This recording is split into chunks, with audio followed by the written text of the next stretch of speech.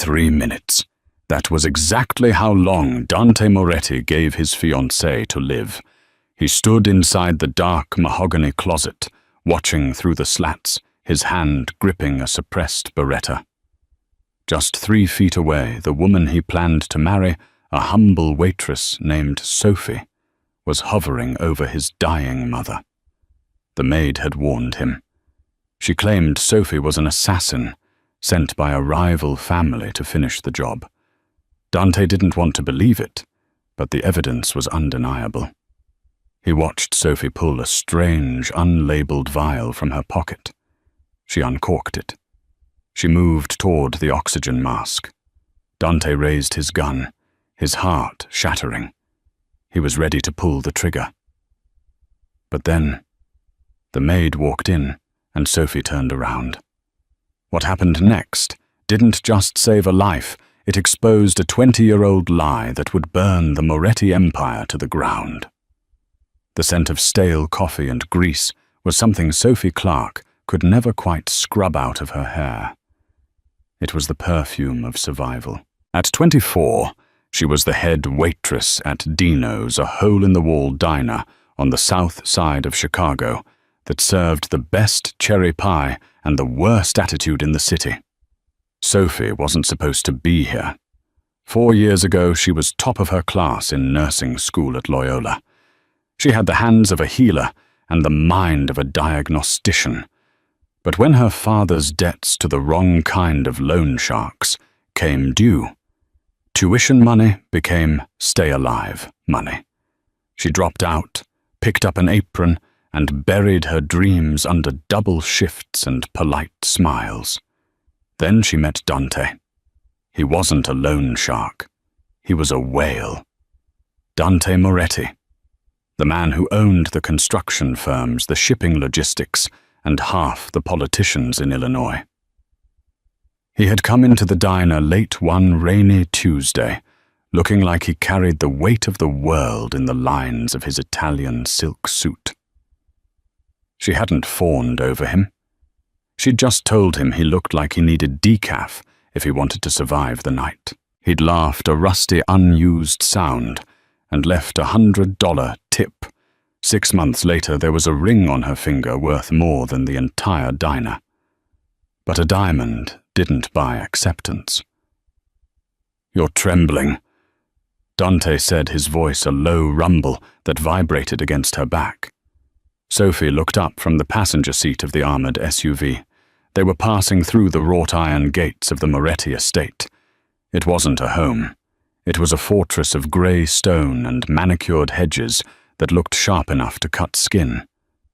"I'm not trembling," Sophie lied, clutching her purse tighter. Inside was her inhaler and a small notebook she used to track her father's remaining debts. Your mother doesn't like me, Dante. We both know that." Dante reached over, covering her rough, chapped hand with his smooth, manicured one. "Isabella is traditional. She thinks I need a strategic alliance, a wife from the Genovese or the Vitti family. She sees a waitress and she sees a weakness." "And what do you see?" Sophie asked the question she asked him every week. Dante's eyes, usually dark and guarded, softened. "I see the only person who hasn't asked me for a favor in 6 months. I see peace, Sophie. You are my peace." The car stopped. The gravel crunched like bones breaking. Waiting at the top of the stairs was Greta.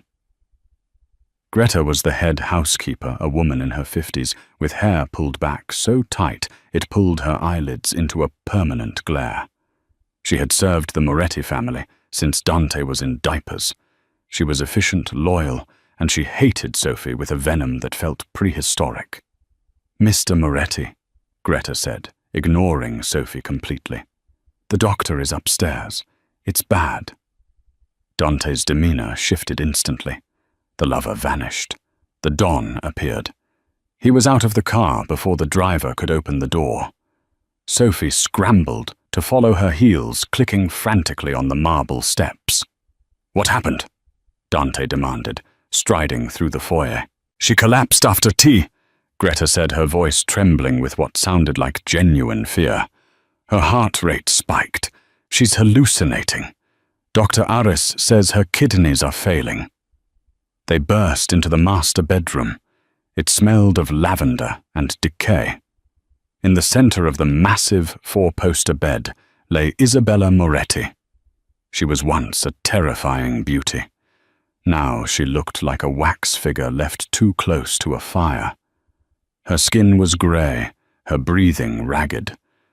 Dr. Aris, a private concierge doctor on the Moretti payroll, was checking a monitor. He looked pale. "Dante," Isabella rasped. Her eyes were milky, unfocused. "My boy."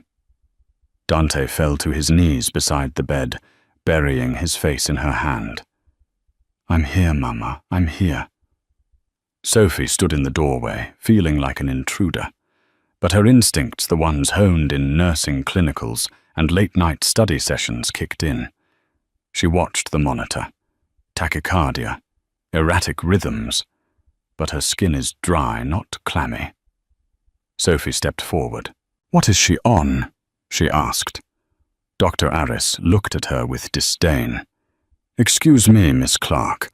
This is a medical situation."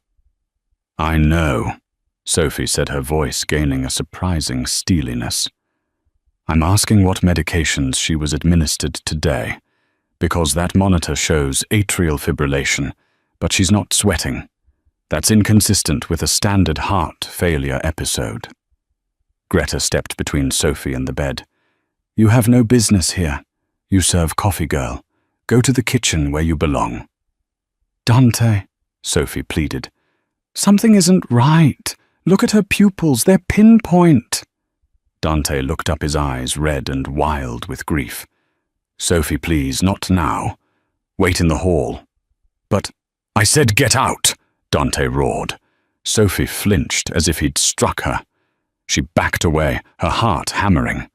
As she turned to leave, she caught Greta's eye. The maid wasn't looking at Dante or Isabella. She was looking at Sophie. And for a split second, there was no grief in Greta's face, only a triumphant, chilling smirk. Sophie closed the door, leaning against the cold wall of the corridor. She knew that look. She had seen it on the streets. That was the look of someone who had just won a hand of poker by cheating. Sophie didn't go to the kitchen. She went to the library, pulled out her phone, and began to research. She had to save Isabella. Not because she liked the woman, but because if Isabella died tonight, Sophie knew with terrifying certainty that she would be blamed for it. 3 days passed. The atmosphere in the Moretti estate was suffocating. Isabella was slipping in and out of a coma. The best specialists from Zurich and New York had been flown in, but they were baffled. They called it rapid onset autoimmune failure. They offered palliative care. Dante was a ghost. He spent his days in his study and his nights by his mother's bedside. He barely looked at Sophie. And Greta was working her magic. It was Tuesday evening when Dante sat in his office, a glass of bourbon untouched on his desk. There was a knock. Greta entered, clutching a white apron, Sophie's apron from the kitchen. "Boss," Greta whispered, using the title she rarely used. I didn't want to bring this to you. I know you love her." Dante looked up, his eyes hollow. "What is it, Greta?" Greta walked forward and placed a small, clear Ziploc bag on the desk. Inside was a pinch of dried, crushed leaves. Foxglove. Digitalis, a powerful heart stimulant that in high doses caused cardiac arrest. "I found this in Miss Sophie's coat pocket when I was hanging it up." Greta lied smoothly. "I thought it was tea at first, but my grandmother, she used to grow herbs. I recognized it." Dante stared at the bag.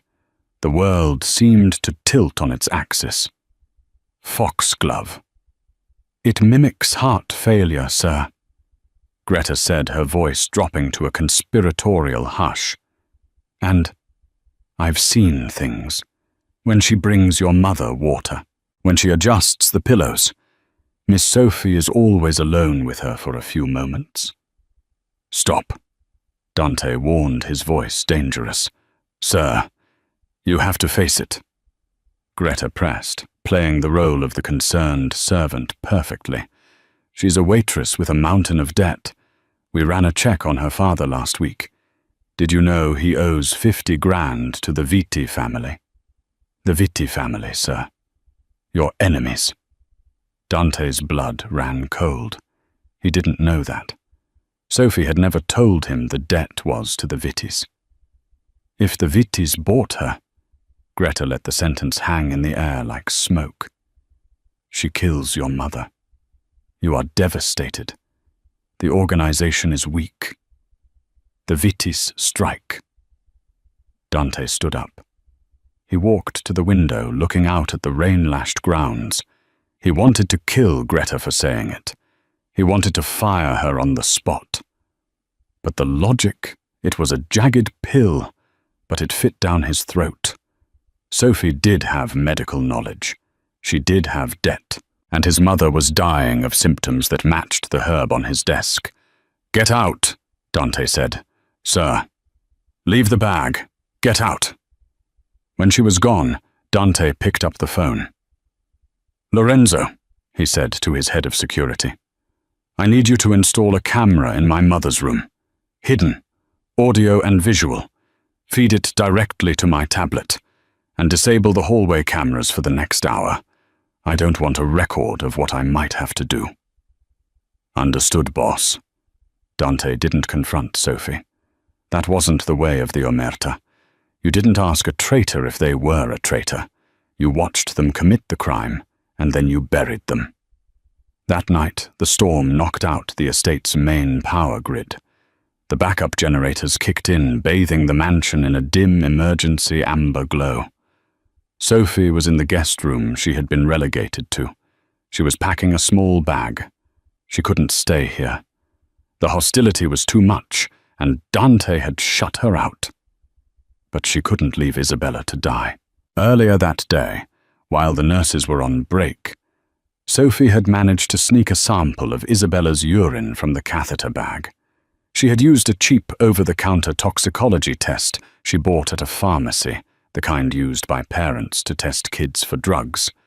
But she had modified it to test for heavy metals, a trick she learned in her chemistry labs.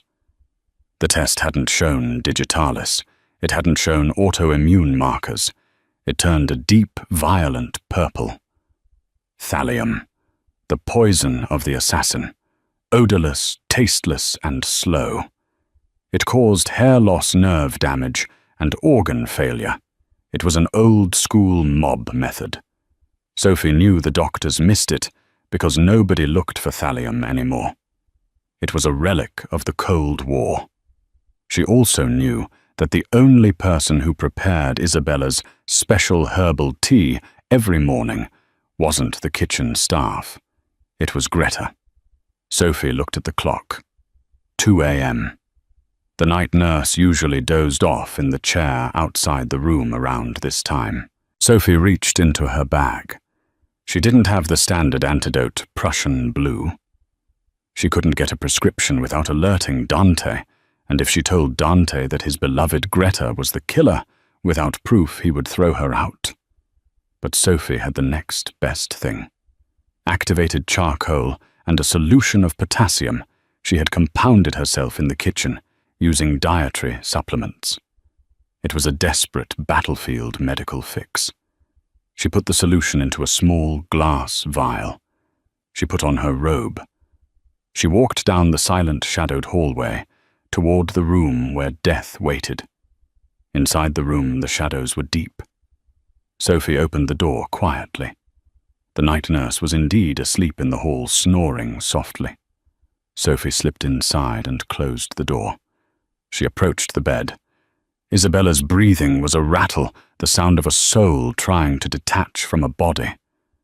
Sophie took a deep breath. I've got you, Isabella. Hold on. She didn't know that 10 feet away, behind the louvered doors of the walk-in closet, Dante Moretti was standing in the dark. He saw her silhouette. He saw her reach into her pocket.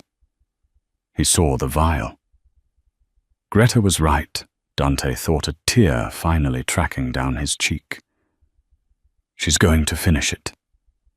He raised the Beretta. He aimed it directly at the base of Sophie's skull. He thumbed the safety off. Click. The sound was microscopic, but in the silence of the sick room, it was like a thunderclap. Sophie froze. Drop it, Dante said. His voice was dead. It wasn't a shout. It was a command wrapped in absolute heartbreak. Sophie didn't turn around immediately.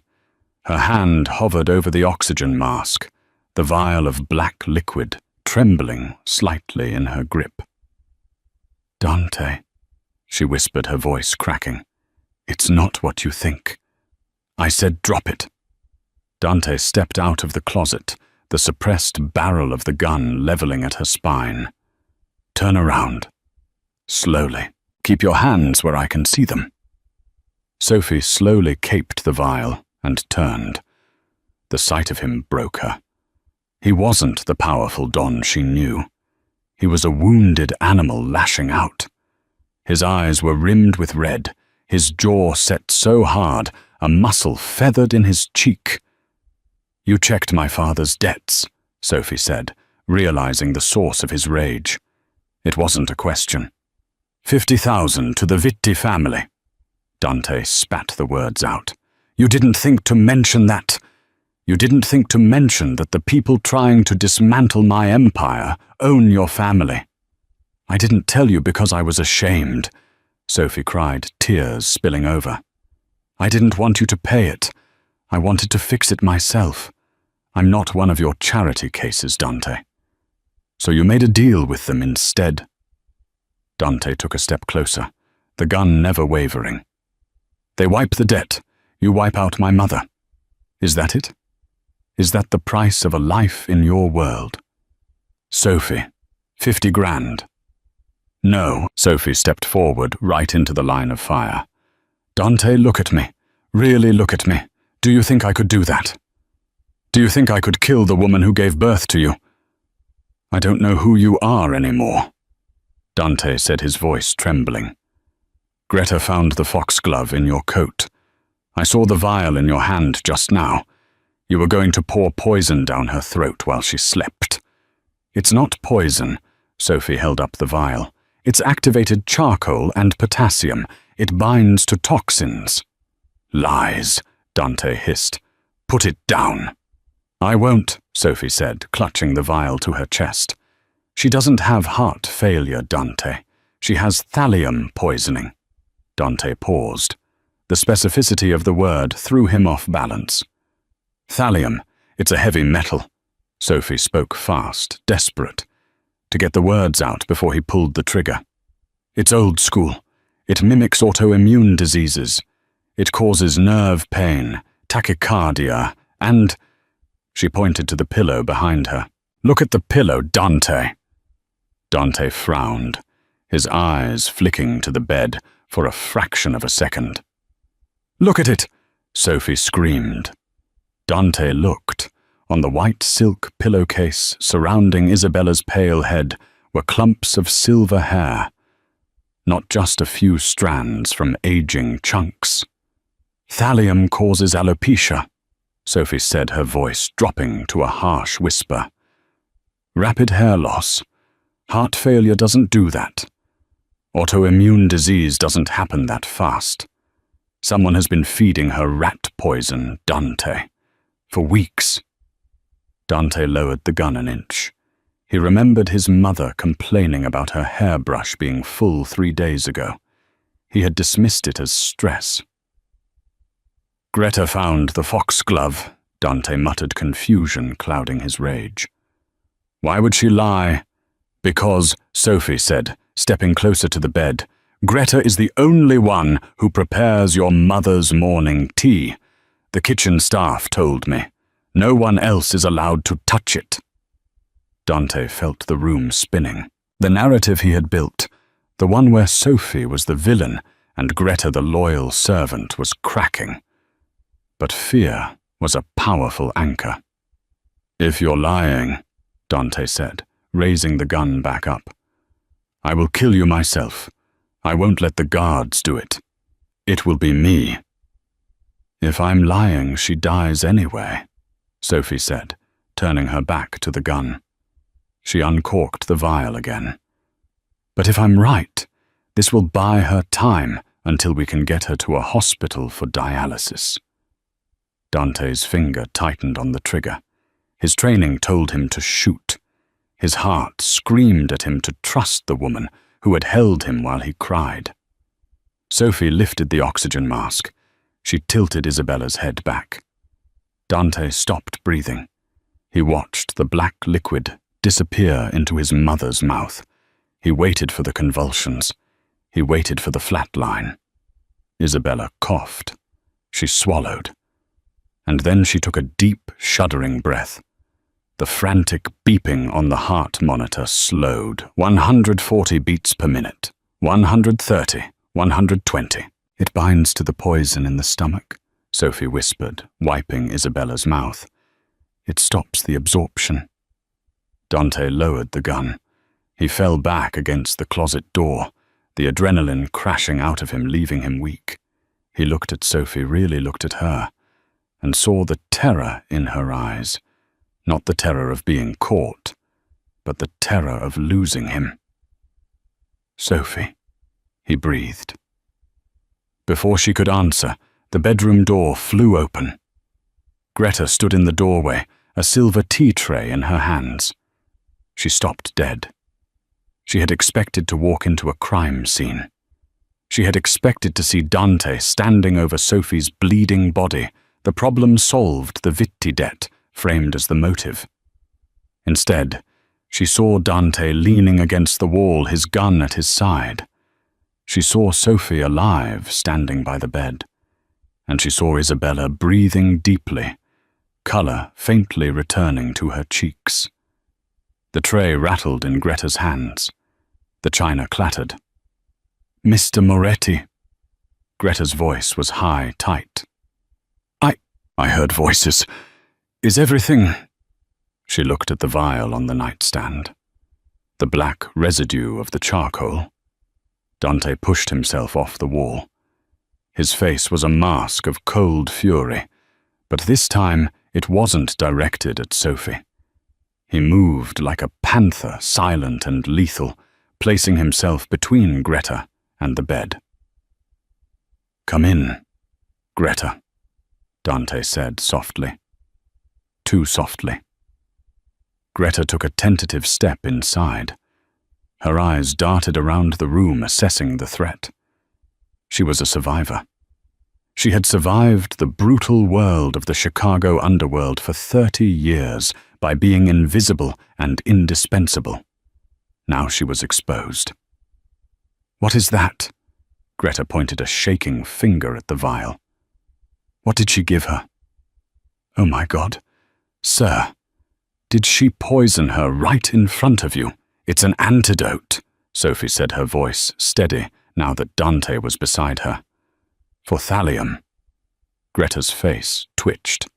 It was a micro-expression, a momentary flash of panic, before she smoothed it over with outrage. "Thallium, don't be ridiculous. That's absurd. Sir, look at the girl. She's desperate. She's making up stories to cover her tracks." "The hair, Greta," Dante said. He pointed to the pillow. "Sophie tells me thallium makes the hair fall out. You've been brushing her hair every morning. You didn't notice." I thought it was the chemo from years ago coming back," Greta stammered. "I didn't want to worry you." "We didn't do chemo," Dante said. "My mother has never had cancer." The silence that followed was deafening. Greta had slipped. In her panic to create an excuse, she had invented a medical history that didn't exist. Dante raised the gun again. This time it was pointed at the woman who had raised him. Why? Greta's demeanor changed instantly. The hunched, servile posture of the housekeeper evaporated. She straightened her spine. Her face, usually blank and professional, twisted into a sneer of pure hatred. She dropped the tray. The silver teapot crashed to the floor, splashing hot tea onto the Persian rug. Because she is a thief? Greta screamed, her voice echoing off the vaulted ceiling. She stole my life. She gave you a home, Dante said, bewildered. She treated you like family. She treated me like a pet, Greta spat. She took a step forward, ignoring the gun. Do you know who I am, Dante? Do you really know? Dante frowned. You're Greta. You've been here since I was 5. I was here before that, Greta hissed. 25 years ago. I wasn't just the help. I was the one your father loved. Your father, the great Carlo Moretti. He loved me. We were going to run away together. We were going to leave this miserable life and move to Sicily. Sophie watched in horror. This was the twist, the root of the poison. But she... Greta pointed a jagged finger at the unconscious Isabella. She found out. She didn't get mad. Oh no, Isabella never gets mad. She gets even. She went to the commission. She told the bosses that my husband, my poor stupid husband who drove the car, was stealing from the shipments. My father had your husband killed, Dante said, the old family rumor surfacing in his mind. Isabella made him do it. Greta shrieked, tears of rage streaming down her face. She fabricated the evidence. She planted the money. She forced Carlo to kill the only man who could have protected me, and then she forced Carlo to stay with her for the good of the family. She trapped him, and she kept me here as a servant to watch her live the life that should have been mine, to raise her son. Greta's eyes locked onto Dante. I wiped your nose, Dante. I bandaged your knees. I loved you more than she ever did. But you are just like them. You bring this waitress in here, this gold digger, and you give her the ring that Carlo promised to me. So you poisoned her, Sophie said quietly. Slowly, to make her suffer. I wanted her to rot, Greta snarled. I wanted her to wither away while I watched, just like I withered away in this house for 20 years. And I would have gotten away with it too. The doctors were idiots. But you, she glared at Sophie. You couldn't just serve the coffee, could you? It's over, Greta, Dante said. His voice was heavy with the weight of the betrayal. Lorenzo is on his way up. It's over. Greta laughed. It was a dry, cracking sound. Is it? She reached into her apron pocket. Dante tensed, expecting a weapon, but Greta didn't pull out a gun. She pulled out a phone. She pressed a single button. Do you think I'm stupid, Dante? Do you think I've been planning this for 20 years without an insurance policy? Greta smiled, and it was the most terrifying thing Sophie had ever seen. I didn't just tip off the Vitis about the girl's debt. I told them exactly when the security cameras would be down.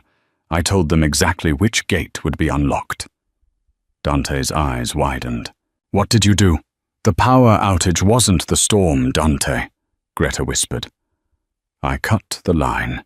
The gates are open. The Vitti hit squad isn't coming tomorrow. They're here. Now. As if on cue, the sound of automatic gunfire erupted from the floor below. Glass shattered. Men shouted. The heavy thud of boots on the stairs echoed through the mansion.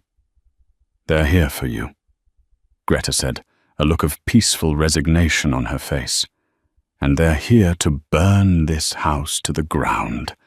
I told them I'd leave the master bedroom door unlocked. Dante lunged for the door to lock it, but the hallway was already filling with shadows. He slammed it shut and threw the deadbolt, but he knew it wouldn't hold against a battering ram. "Sophie," Dante said, turning to her. The anger was gone. Only the desperate need to protect remained. "The hidden passage, behind the bookshelf." "I'm not leaving you," Sophie said, grabbing his arm. "You have to," Dante said. He shoved the gun into her hand. "Take my mother. Get her into the passage. It leads to the garage. Take the armored sedan. Go." "What about you?" Sophie cried. "I have to buy you time," Dante said. He looked at Greta, who was standing in the middle of the room, smiling at the chaos she had unleashed. "You won't make it," Greta taunted. "There are 20 of them." Dante grabbed a heavy bronze statue from the mantel. He looked at Greta. "I'm not going to kill you, Greta. The Vitties will do that when they realize you're useless to them now." The door handle rattled violently. A heavy weight slammed against the wood. Thud. "Go!" Dante screamed at Sophie. "Now!" Sophie grabbed the wheelchair from the corner. With adrenaline fueling her muscles, she hoisted the semi-conscious Isabella into it. She pushed the bookshelf aside, revealing the dark, narrow tunnel. She looked back one last time. Dante was standing in the center of the room, unarmed except for the statue, facing the door, that was splintering with every blow. He looked like a king making his last stand. "I love you," Sophie screamed. "Live for me," Dante roared back. The door shattered. The secret passage smelled of damp earth and old secrets. It was narrow, the stone walls pressing in on both sides, illuminated only by the faint dying battery of the small emergency lights along the floor. Sophie's lungs burned. She wasn't an athlete. She was a waitress who pulled double shifts. But fear is a potent fuel.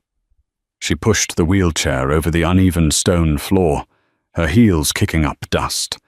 In the chair, Isabella Moretti slumped forward, her head bobbing with every bump. "Stay with me, Isabella." Sophie gasped, her voice echoing in the tunnel. "We're almost there." Above them, the sounds of the gunfight were muffled thuds, like heavy furniture being dropped. Sophie tried not to think about Dante. She tried not to picture him standing alone against 20 men with nothing but a bronze statue and a broken heart. He has to be alive, she told herself. He promised. The tunnel sloped downward, ending at a heavy steel door. Sophie fumbled for the keypad Dante had shown her once, months ago, as a just-in-case. She prayed she remembered the code. 0521. His birthday. The light turned green. The hydraulic locks hissed, and the door swung open. They were in the underground garage. It was a concrete bunker filled with Dante's collection of cars, Ferraris, Lamborghinis, vintage Mustangs. But Sophie ran past the flash. She headed straight for the black Audi RS7 in the corner. Dante had told her it was up-armored, bulletproof glass, run-flat tires, a tank disguised as a luxury sedan. She opened the passenger door and struggled to lift Isabella. The older woman was dead weight, her skin still grey from the thallium, but she groaned as Sophie maneuvered her into the leather seat. "Dante," Isabella murmured, her eyes fluttering open. They were glassy. "He's coming," Sophie lied, buckling the seatbelt. "We have to warm up the car for him." Sophie ran to the driver's side. She jumped in, hitting the ignition button. The engine roared to life, the sound deafening in the enclosed space.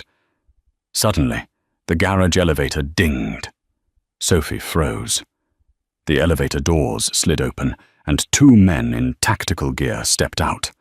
They wore black masks, but the Vitti family crest, a viper coiled around a dagger, was stitched onto their vests. They saw the Audi. They raised their rifles. Sophie didn't think. She didn't hesitate. She slammed the gear shift into drive and stomped on the gas pedal. The Audi screeched forward, tires smoking on the polished concrete. The men opened fire. Crack, crack, crack. Bullets hammered against the windshield, spiderwebbing the glass but not penetrating. Sophie screamed, ducking her head instinctively, but she kept her foot pinned to the floor. She wasn't aiming for the exit ramp. She was aiming for the men. They dove out of the way, just as the 2-ton armored beast smashed into the elevator doors, crumpling the metal and sending the gunmen scrambling for cover behind a pillar. Sophie spun the wheel, drifting the car toward the ramp. The garage door was closed. She didn't have the remote. "Hold on!" she yelled at Isabella. She hit the garage door at 50 miles per hour. The metal buckled and tore with a screeching sound that felt like it ripped through Sophie's teeth. The car burst through the debris, exploding out into the rainy Chicago night. Debris rained down on the roof. The hood was dented, the windshield cracked, but the engine was still purring. Sophie didn't look back. She tore down the long driveway past the burning wreckage of the front gate, where the security guards had been overwhelmed. She hit the main road and floored it. Her hands were shaking so hard she could barely grip the wheel. She was crying, hot tears blurring her vision. She wiped them away furiously. "Not now. You can cry later. If you cry now, you die." She checked the rearview mirror. No headlights yet. But the Vittis wouldn't stop. They had just declared war on the biggest crime lord in the city. They couldn't leave witnesses. Where are we going?" Isabella's voice was stronger now. The charcoal was working, absorbing the toxins, but she was still weak. Sophie looked at the GPS. She couldn't go to the police. They were on the Vitti payroll. She couldn't go to the hospital. The Vittis would check the admission logs.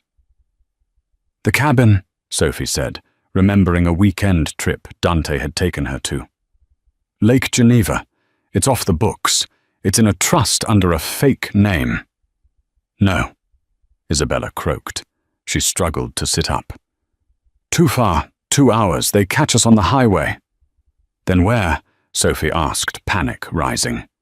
"The slaughterhouse," Isabella whispered. "West Side, old industrial district. It belongs to my brother. He hates Dante. But he hates the Vittis more." Sophie looked at the woman next to her. For months, Isabella had looked at Sophie like she was a stain on the carpet. Now, covered in sweat, her hair falling out, dying of poison, she looked like a general commanding troops from a stretcher. "West Side." Sophie nodded. She spun the wheel, taking a hard left onto a dark service road, disappearing into the shadows of the city. The slaughterhouse was a relic of the 1920s, a sprawling brick monstrosity that smelled of rust and old copper. It was abandoned, or at least it looked that way. Sophie drove the battered Audi into the loading bay, killing the lights. Silence descended heavy and suffocating. She helped Isabella out of the car. The older woman was trembling violently now. The adrenaline was fading, and the reality of the thallium poisoning was setting in. Her legs gave out. Sophie caught her. She wasn't a big woman, but 4 years of waiting tables, carrying heavy trays, standing for 12 hours, had given her a deceptive core strength. She half carried, half dragged Isabella into the foreman's office, kicking the door open. It was dusty, filled with cobwebs, but there was a leather couch. Sophie laid Isabella down. "Water," Isabella rasped. Sophie found a working sink in the corner. The water was brown at first, then cleared. She filled a cracked mug she found on a desk and brought it to Isabella's lips. "Drink. You need to flush the kidneys." Isabella drank greedily. When she finished, she leaned back, closing her eyes. In the dim light filtering through the grime-caked windows, she looked ancient. "You saved me," Isabella said. It wasn't a question. It was a statement of fact, spoken with a tone of utter disbelief. "I did what I had to do," Sophie said, checking Isabella's pulse. It was steadying. "I treated you like garbage," Isabella murmured. "I called you a gold digger. I told Dante you were just a pretty face looking for a payout." "I know," Sophie said, working on checking Isabella's fingernails for Mace's lines, white bands that indicated heavy metal poisoning. They were there. "You made it very clear." "Why?" Isabella opened her eyes. The milky haze was gone, replaced by a sharp, piercing intelligence. "Why save me? Why not leave me in that bed? Greta would have taken the fall. You would have had Dante all to yourself. You would have been the grieving fiancée." Sophie stopped. She looked at the woman who had made her life hell. "Because I love him," Sophie said simply. "And you are half of him. If you died, it would destroy him. And I won't let anything destroy him." Isabella stared at her for a long time. Then, for the first time in 6 months, her face softened. It wasn't a smile exactly, but the mask of the matriarch cracked. "You have his fire," Isabella whispered. "I didn't see it before. I saw the apron. I didn't see the steel underneath." "The apron is armor," Sophie said. "You deal with hungry, angry people for minimal wage. You learn to handle anything." Suddenly, Sophie's phone buzzed. She had kept it off to avoid tracking, but she had turned it on just now to check the news. A message from an unknown number. Sophie's heart hammered against her ribs. She opened it. It was a picture. Sophie covered her mouth to stifle a scream. The photo was of Dante. He was tied to a chair in what looked like a basement. His face was swollen, one eye stamped shut with a bruise. His shirt was torn, stained with blood. But he was alive. He was looking at the camera with a defiant sneer. Below the picture was a text. Trade. The mother for the son. Midnight. The docks, Pier 4. Come alone. Or we send him back in pieces. Sophie dropped the phone. She sank to her knees. "They have him." Isabella struggled to sit up, grabbing the phone. She looked at the photo. Her face didn't crumble. It turned to stone. "The Vittis," Isabella hissed. "They didn't kill him. That means they need something.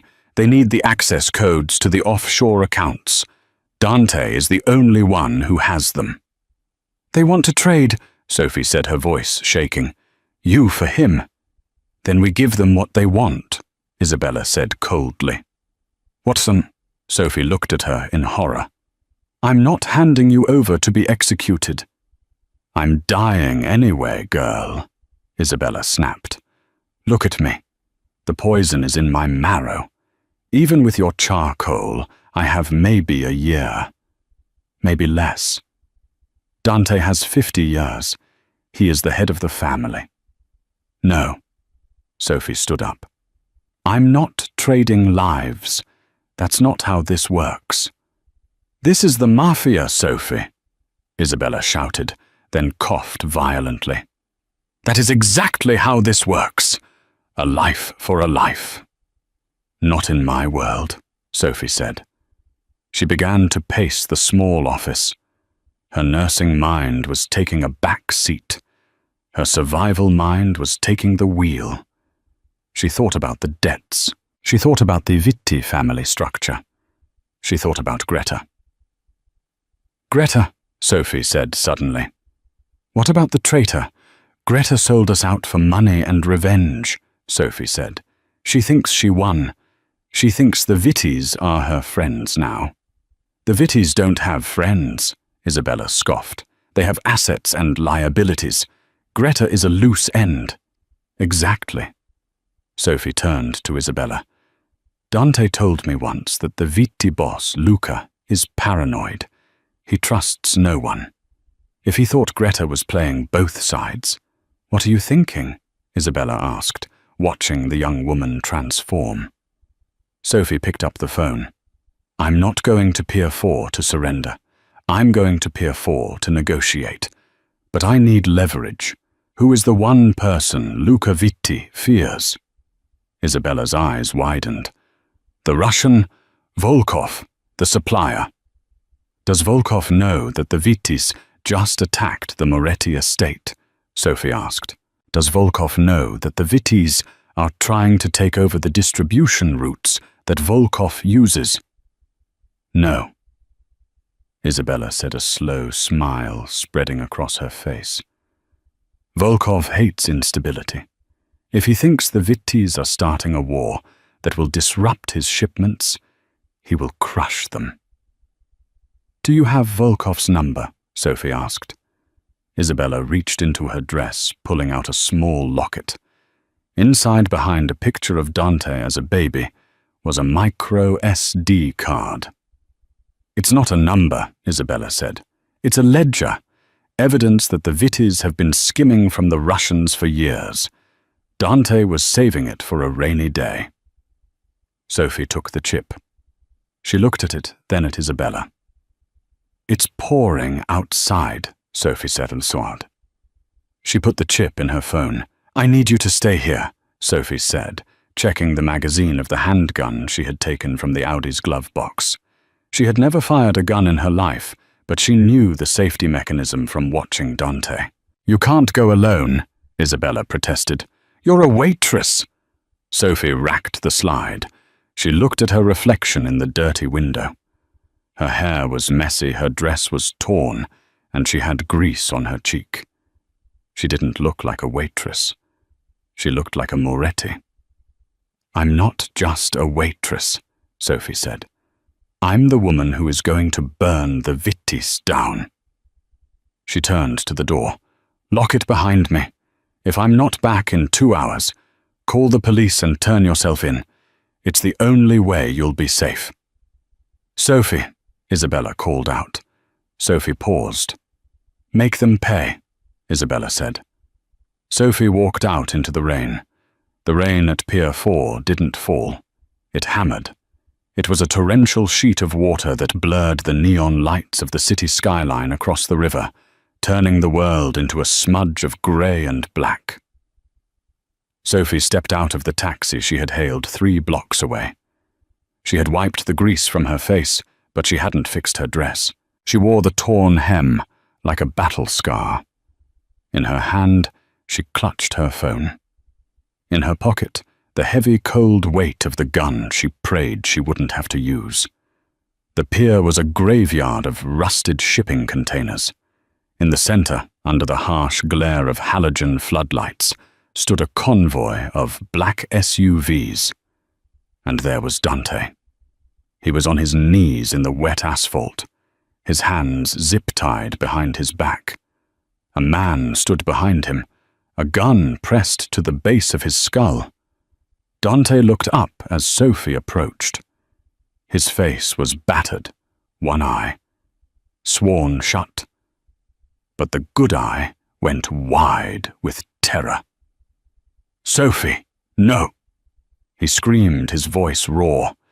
Get out of here! Run! The man holding the gun pistol whipped him. Dante slumped forward, groaning. Sophie didn't flinch. She didn't run. She walked steadily toward the light, her heels clicking a rhythmic death march on the pavement. A man stepped out from between the SUVs. He was short, thick-necked, wearing a trench coat that cost more than Sophie made in a year. Luca Vitti, the man who wanted to eat the city, Well, well. Luca laughed, the sound carrying over the storm. The waitress. I thought you'd be halfway to Kansas by now. He looked behind her, scanning the darkness. Where is the old woman? Where is Isabella? She's not coming, Sophie said. Her voice wasn't loud, but it cut through the rain. Luca's smile vanished. That wasn't the deal, sweetheart. The deal was a life for a life. You want your fiancée back. You give me the matriarch. I'm changing the deal, Sophie said, stopping 10 feet away. The Vitty soldiers laughed. It was a cruel, wolfish sound. You're changing the deal, Luca mocked, stepping closer. You serve coffee, girl. You don't make demands. You have 10 seconds to tell me where Isabella is, or I blow his brains out all over your shoes. He raised his hand. The man behind Dante cocked the hammer of his gun. 5 seconds, Luca yelled. I have the ledger, Sophie shouted. Silence descended on the pier, heavier than the rain. Luca froze. What did you say? The Volkov ledger, Sophie said, holding up her phone. The one that proves you've been skimming 20% off the Russian shipment for the last 5 years. The one that proves you stole $3 million from the Red Bratva. Luca's face went pale. You're lying. That doesn't exist. Isabella kept everything. Sophie said, her heart pounding so hard she thought it would crack her ribs. Every transaction, every faked manifest, it's all on a chip, and that chip is in this phone. Luca stared at her. He looked at his men. He looked back at her. Give it to me. Let him go, Sophie demanded. Give me the phone, and I'll let you both live. Luca negotiated, his voice straining. Sophie shook her head. No, you'll kill us the second you have it. I know who you are, Luca. You're a scavenger. Kill him, Luca ordered the guard. If you kill him, Sophie screamed, holding her thumb over the screen. I hit send. Luca signaled the guard to wait. Send to who? To Viktor Volkov. Sophie lied. She hadn't sent it yet. She needed to stall. I have the email drafted. His personal encrypted server. 1 tap and every Russian hitman in the hemisphere knows you stole from them. Luca licked his lips. He was sweating despite the cold rain. He knew Volkov. Volkov didn't do trials. He did executions. You're bluffing, Luca sneered. You don't have Volkov's contact. Isabella does, Sophie shot back, and she gave it to me. Luca took a step forward, pulling a gold-plated desert eagle from his coat. I think you're a scared little girl, playing dress-up. I'm going to count to 3. If you don't hand me that phone, I shoot Dante. Then I shoot you. And then I find the old woman myself. 1. Sophie looked at Dante. He was looking at her with awe. He nodded imperceptibly. Do it, his eyes said. 2. Sophie didn't hit send. She knew that once she sent it, her leverage was gone. Luca would kill them out of spite. She needed a miracle. 3. Bang! The gunshot was deafening. Sophie flinched, screaming Dante's name. But Dante didn't fall. Luca Vitti stumbled. He looked down at his shoulder. A red blossom of blood was exploding through his trench coat.